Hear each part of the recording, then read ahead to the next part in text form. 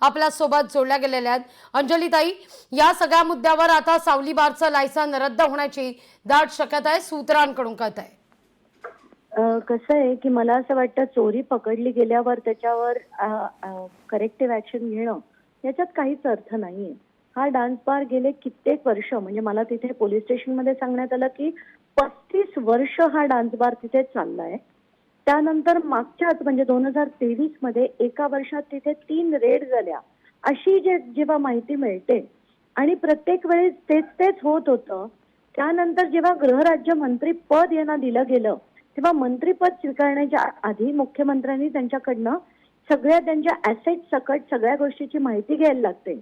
आणि हे सगळं होत असताना म्हणजे गेले कित्येक वर्ष असंख्य रेड झाल्यानंतर सुद्धा कारवाई होत नव्हती.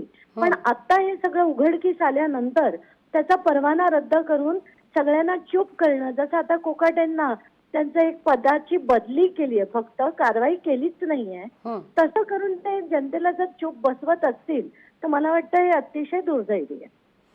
अगदी. अंजलीताई, खूप खूप धन्यवाद आमच्याशी संवाद साधलात त्याबद्दल.